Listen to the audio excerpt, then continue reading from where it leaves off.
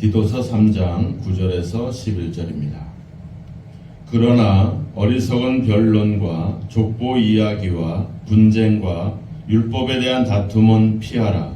이것은 무익한 것이요 헛된 것이니라.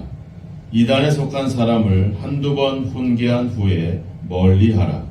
이런 사람은 내가 아는 바와 같이 부패하여 스스로 정죄한 자로서 죄를 짓느니라. 아멘. 사도 바울은 계속해서 디모데전서, 후서, 또 디도서에 걸쳐서 어리석은 변론과 족보 이야기를 피하라고 권면을 했습니다. 디모데전서 1장에서도 헛된 이야기, 그리고 족보 이야기, 신화 이런 것들을 피하라 이렇게 말하고 있고, 디모데전서 4장에서도 같은 이야기를 통해서 그런 분쟁에 대해서 그것을 조심하고 삼가라고 말하고 있습니다. 오늘 본문에는 이제 피하라고 말하고 있고, 다른 그 부분에서는 몰두하지 말아라, 이렇게 삼가해라, 이렇게 말하고 있어요. 그러니까 오늘 말씀은 좀 더 적극적으로 그런 행위들에 대하여, 그런 행동을 멀리하라고, 피하라고 권면을 하고 있습니다. 이런 족보 이야기나 신화나 이런 이야기가 무슨 이야기냐면, 전에도 설명을 했지만 이제 유대인들은 자기들이 하나님의 선택을 받은 민족이다, 이렇게 혈통을 가장 강조를 했습니다. 그러니까 그들에게 있어서 어떤 조상이라든지 자기들의 역사는 상당히 중요한 것이죠. 그러니까 이게 이제 자기들이 하나님의 은혜를 입어서 하나님의 택함을 받은 선택받은 백성이라고 하는 자부심과 이런 자존감은 너무나도 중요한 건데, 문제는 이제 그런 의식들이 다른 사람들을 무시하고 외면하는 것으로 갔다라고 하는 겁니다. 우리도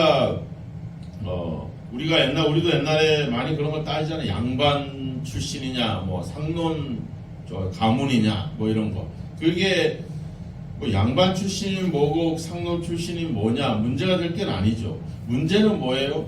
내가 양반 출신이라고 하는 것을 통해서 그렇지 않은 사람들을 무시하는 거죠. 그러니까 나와 너는 다르다는 거야. 내가 은혜를 입은 것에 대한 감사가 아니라 그걸 가지고 다른 사람들을 비교하면서 나는 그렇지 않다, 이런 것들을 얘기하는 거죠. 우리가 사회적으로 뉴스나 이런 데서 많은 사람들이 죄가 드러나고 잘못이 드러나면 막 그냥 공격을 합니다. 그런 이유는 뭐겠어요? 결국은 나는 안 그랬다, 이런 얘기죠.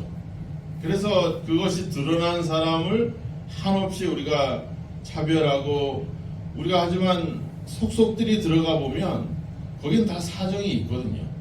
비록 엄청난 죄를 졌지만 그 죄 가운데는 엄청난 사연들이 담겨져 있습니다. 그런 것들을 생각해 보면 이해가 되고 용서가 되고 그런 것들이 되는데, 그런 것들이 아니라 나를 숨기기 위해서 다른 사람들을 더 들춰내는 것. 우리가 요한복음 1장에서 얘기하잖아요. 빛이 왔지만 빛보다 어둠을 더 사랑했다. 왜? 빛을 받아들이는 순간 자기의 죄와 자기의 허물이 드러날 수밖에 없기 때문에, 그래서 자기를 드러내지 않기 위해서 빛을 거부하게 되는 거죠. 예수님을 믿으면 내 안에 있는 죄가 드러나기 때문에 그것이 부끄러워서 숨기는 거죠. 그래서 거부를 하게 되는 겁니다. 그래서 변론과 족보 이야기, 이런 분쟁들은 결국 율법에 대한 다툼, 이런 것들은 결국 그걸로 인해서 다른 사람들을 차별하고 다른 사람들과 비교하면서 자신들이 더 우월하다라고 하는 것을 이야기하고자 하는 이야기들이기 때문에 그런 것들을 피하는 거죠. 우리가 뭐 우스갯소리로 종교 이야기, 정치 이야기, 군대 이야기 하지 말아잖아요. 그런 얘기를 왜 해요? 그런 것들로 인해서 자기의 우월함을 드러내는 거죠. 군대 얘기를 왜 해?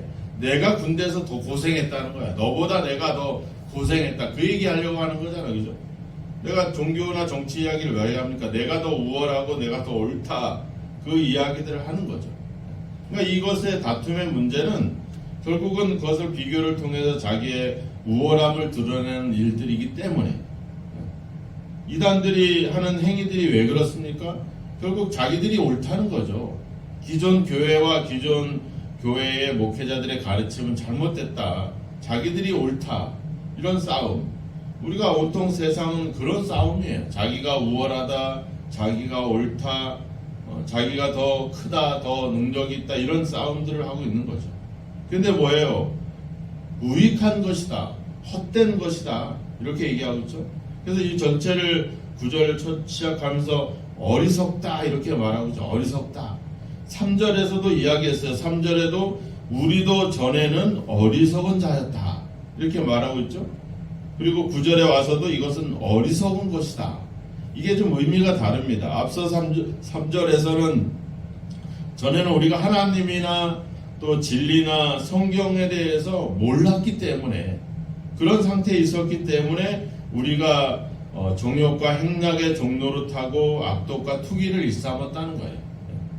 그런데 이제 이 9절에 와서의 이 어리석음이라고 하는 표현은 그런 것으로 인해서 생겨나는 어떤 행동, 어리석은 행동.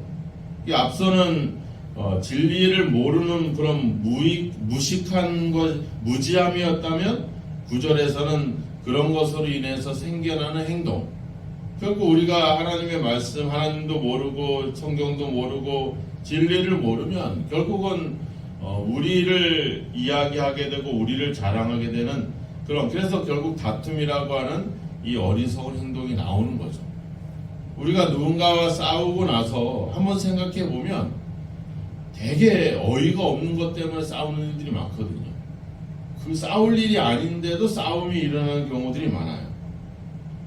그러니까 다 무익하다는 거죠. 진정 내가 뭐 때문에 싸웠는지도 모를 만큼 어리석게 우리는 그런 다툼의 일들을 해왔다라고 하는 거죠. 더군다나 이 그레데라고 하는 이 섬에서 일어나고 있는 일들, 서로 거짓말을 하고 그리고 자기들의 음식을 탐하면서 그런 기후적인 환경에서 게으르고 있는 그런 사람들, 종들도 막 주인의 것을 훔치고 그냥 이렇게 만연되어 있는 그들이 하는 얘기가 뭐겠어요? 우리가 보통 뭐 밥 먹으면서 술 먹으면서 하는 얘기들이 뭐예요? 뭐 유익하고 뭐 진짜 사람들에게 뭔가 도움이 되는 얘기들이 아니잖아요. 다 쓸데없는 얘기들. 더 대부분의 이야기는 나와 상관없는 다른 사람의 이야기들, 연예인 이야기들, 정치인 이야기들. 그런 것들이 우리한테 무슨 유익이 있냐 하는 거죠.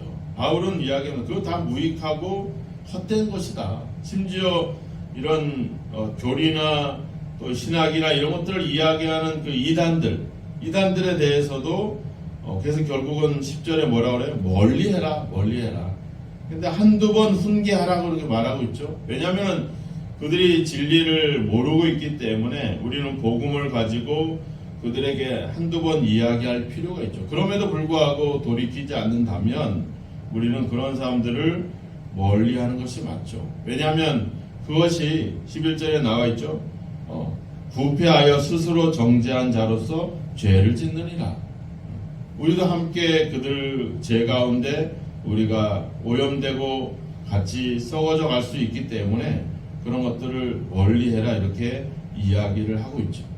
지금 이 디도서가 기록하고 있는 그 시대, 이 그레데라고 하는 섬에서 가장 큰 이단들은 결국 유대주의자들 그리고 영지주의자들이었죠. 그러니까 유대주의자들은 되게 경건하고 율법을 지키고 이렇게 뭔가 자꾸 규율과 율법을 통해서 뭔가를 규제하려고 했던 그런 사람들이고 또 영지주의자들은 자기들은 육체가 아닌 영혼이 구원을 받는 거기 때문에 육체가 행하는 어떤 일들도 죄가 문제가 되지 않는다. 내가 죄를 져도 영혼이 구원받는 거기 때문에 몸이 어떤 일을 행하는 것들에도 개의치 않아요. 그러니까 타락과 쾌락과 이런 걸로 빠지는 거죠. 아니 그레데라고 하는 섬 자체가 죄를 져서 유배당하는 사람들이 주로 살고 있는 지역에서 서로 거짓말을 하고 그냥 먹는 것을 탐하고 막 이런 사람들 속에 영지주의자가 들어가면 얼마나 좋아요. 아니 내가 쾌락을 즐기고 술을 즐기고 내 맘대로 죄를 져도 내가 영원히 구원을 받는다는데 얼마나 행복해. 근데 오늘날 우리 생각 속에도 그런 생각이 있잖아요. 막 죄를 짓고 와서 회개하고 뉘우치고 그러면 용서해 주시죠. 근데 이게 빌미가 돼가지고 그냥 당연히 죄를 져서 와서 또 고백하고 또 죄를 짓고 고백하고 뭐 이런 일들이 계속 그냥 일상적으로 반복이 되죠. 그걸 통해서 내가 깨닫고 그걸 통해서 내가 변화되는 것이 아니라 계속 그런 것에 빠져든 그런 어떻게 보면 이 이단들은 이 종교라고 하는 자체 그들의 교리 자체가 사람들의 죄악을 인정해주고 포용해주니까 사람들은 죄 짓는 것에 대해서 전혀 어떤 부끄러움이나 이런 일들을 그런 감정들을 느끼지 않죠. 그러니까 얼마나 좋아요. 우리가 뭐 가톨릭이나 이런 데서는 뭐 술 먹고 담배 피는 거 개의치 않잖아요. 제사 드리는 것조차도 뭐라고 하지 않아요. 얼마나 좋아요. 가서 미사를 드리고 또 강론도 듣고 그리고 와서 또 술도 먹고 담배도 피고 제가 예전에 그 강원도에서 탄광에서 있는데 아이들이 막 시험이 들어서 왔어요. 아 선생님 왜?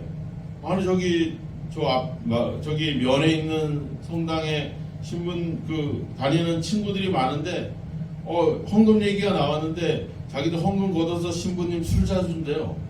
그래가지고 그때가 90년 초 88년도 말 그때인데 그때도 그러니까 아이들은 이제 그런 것들이 뭐 당연하다 뭐 이렇게 생각들을 하기 시작하는 거죠. 그러니까 얼마나 좋아요. 내가 그렇게 하는 거를 종교적으로 인정해주고 받아들여주고 그것을 죄악시하지 않는데 솔직히 뭐 우리가 뭐 술이나 담배나 금해야 되죠. 하지만 우리가 하나님의 성전이고 우리가 하나님으로도 부름받은 존재로서 우리의 어떤 그리스도인이라고 하는 정체성을 우리가 분명히 가지면 그런 것들을 우리가 가까이 할 수가 없죠. 그런 것들을 통해서 그런 헛된 것들에 우리의 마음을 빼앗길 이유들이 없죠. 그런 걸 해야 하느냐 아니냐가 문제가 아니라 내가 하나님에 대한 믿음 그분에 대한 이 진리의 복음이 내 안에 있느냐 이것이 우리에게 중요한 부분들이죠. 그런 것들이 있으면 당연히 그런 것들은 피하게 되고 멀리하게 되고 그런 것들이 오히려 나를 해한다는 사실들을 알게 되죠. 그러니까 우리가 본질을 알지 못한 채 이런 형태들만 가지게 되는 거. 그러니까 이런 것들을 신앙적으로 종교적으로 인정을 하고 그렇게 되니까 우리가 기독교 장로회나 이런 데서도 보면 아주 다는 아닙니다. 그러니까 일부의 극단적인 신앙을 가진 사람들이 막 성만찬을 할 때 막걸리로 성만찬을 한다거나 뭐 이런 식으로 그런 일들이 있어요. 실제로 우리 교회에서도 사역을 했던 예전에 엄청 사역을 했던 그 후배도 그쪽 교단으로 가면서 가끔 만나면 자연스럽게 술 먹고 이런 것들에 대해서 목회자인데도 불구하고 왜? 신학으로 교리로 그거를 인정해 주니까 얼마나 좋아. 이게 면죄부가 되니까. 근데 생각해보면 다 무익하다는 거죠. 그것이 다 헛된 것이고 그것이 다 이단적인 가르침이라고 하는 겁니다. 그래서 어떻게 해요? 피해라. 그리고 멀리해라. 그런 것들이 오히려 우리를 정죄하게 하고 우리를 죄 가운데 우리를 부패하게 만들기 때문에 그런 것들을 피해라 이렇게 말하고 있는 것입니다. 오늘날도 그렇고 이 디도서가 기록되어 있는 그 그레데라고 하는 지역의 풍토도 그렇고 이런 그러니까 그런 풍조와 그런 흐름과 그런 유행과 그런 가르침에 대해서 우리는 그것을 대해서 항상 경계하는 자세들을 갖는 것이 중요하죠. 로마서 12장에서 이야기했잖아요. 너희들은 이 세대를 본받지 말고 하나님의 온전하시고 기뻐하시고 선하신 뜻이 무엇인지를 분별해라. 이 시대의 흐름에 사람들이 다 하는데 뭐 남들 다 하는데 이렇게 말하는 것이 아니라 우리는 하나님의 사람으로서 이 세대의 풍조를 따르지 말고 우리가 지켜야 되고 우리가 가야 될 믿음의 길을 가도록 지금 사도 바울은 이야기를 하고 있는 것입니다. 오늘 우리는 하나님의 나라에 살고 있는 것이 아니라 우리 지금 세상에 살고 있어요. 그래서 우리는 세상의 그런 흐름과 유행과 세상의 그 어떤 역사 속에서 우리가 그 역사와 흐름을 따라가지 않으면 소외를 당합니다. 남들 다 드라마 얘기하고 다른 얘기하는데 우리가 그런 얘기 안 하면 소외감을 느끼고, 그래서 우리는 자꾸 그들과 타협하고 그들과 닮아가려고 하고 그 흐름에 발맞춰 가려고 하죠. 하지만 우리는 이런 역사를 거스르는 사람들입니다. 우리는 복음을 따라 살아가는 사람들이에요. 우리는 하나님의 말씀을 가지고 살아가는 사람들입니다. 그래서 우리가 가장 중요한 이 시대에 중요한 것은 바로 분별력이죠. 이것이 하나님의 뜻인지 아닌지, 이것이 다툼을 일으키는 쓸데없는 이야기들인지 아닌지, 이런 것들을 분별해서 무익하고 헛된 것들을 멀리하고 이단들도 멀리하고 오히려 우리를 그 가운데 지켜갈 수 있도록. 그래서 오늘도 우리가 기도하면서 성령의 도우심을 구하는 것은 성령님 내 안에서 오늘도 역사하셔서 이런 상황에서 하나님 말씀이 생각나게 하시고 그 말씀을 따라 내가 분별력을 갖고 그런 것을 멀리하고 피할 수 있도록 도와달라고 우리 기도를 통해서 성령의 도우심을 구해야 될 줄로 믿습니다. 오늘 우리가 사는 세상이 만만치 않습니다. 우리가 사는 세상은 끊임없이 우리에게 유혹을 하고 있는 시대 속에 우리가 살아가고 있어요. 잠깐만 잘못하면 베드로가 그랬던 것처럼 주여 그리스도시요 살아계신 하나님의 아들이십니다. 그리고 몇 분도 안 돼가지고 주님에겐 이런 십자가의 고난이 일어나서는 안 됩니다. 우리는 짧은 시간에 이런 5만 가지 상상을 할 수 있는, 무리를 걸었던 베드로가 바로 물속에 빠져들어가는 것처럼 우리는 순간 분별하지 못하고 깨어있지 못하면 잘못된 길로 갈 수밖에 없는 것이 우리의 연약함입니다. 그래서 오늘도 기도를 통해서 또 말씀을 통해서 성령을 통해서 오늘도 이런 것들을 피하고 멀리하고 분별할 수 있도록, 이런 것들로부터 우리 자신의 믿음과 삶을 지킬 수 있도록 그렇게 도움을 구하면서 믿음으로 살아가야 될 줄로 믿습니다. 오늘도 영적 분별력을 가지고 우리가 피하고 멀리해야 될 것들을 분별하셔서 오늘도 믿음을 지키고 하나님 말씀 가운데 살아가는 저와 여러분이 되기를 주님의 이름으로 축원합니다. 기도하겠습니다. 하나님 아버지, 도와주시옵소서. 우리가 사는 세상이 우리의 믿음을 유혹하고 우리로 하여금 진리에서 벗어나도록 우리를 유혹하고 있습니다. 아버지 주여, 우리도 순간 아버지 우리가 다른 길로 갈 수 있는 그런 연약한 존재인 것을 인정하오니 하나님이 우리를 오늘도 도우사 이런 것들로부터 다툼과 분쟁과 아버지 변론으로부터 우리를 아버지 피할 수 있는 지혜를 주시고 또 이단에 난무하고 있는 시대 속에서 그런 것들을 멀리할 수 있는 아버지 분별력을 주셔서 오늘도 흔들림 없이 믿음으로 말씀으로 살아갈 수 있도록 우리를 인도하시고 우리를 붙잡아 주옵소서. 오늘도 성령께서 우리의 삶을 주관하셔서 매 순간순간 하나님의 말씀이 생각나고 기억나게 하시고 그 말씀으로 우리를 가르쳐 주셔서 우리가 곁길로 유혹의 길로 걸어가지 않고 믿음의 길을 바로 걸어갈 수 있도록 우리를 지켜주시고 함께 하옵소서. 이 새벽에도 기도하고 간구하오니 우리를 도우사 오늘도 우리의 가는 길이 하나님의 길이 되게 하시고 하나님의 말씀에 순종하는 믿음의 길이 될 수 있도록 우리를 붙잡아 주시고 함께하여 주옵소서. 예수님의 이름으로 기도하옵나이다. 아멘.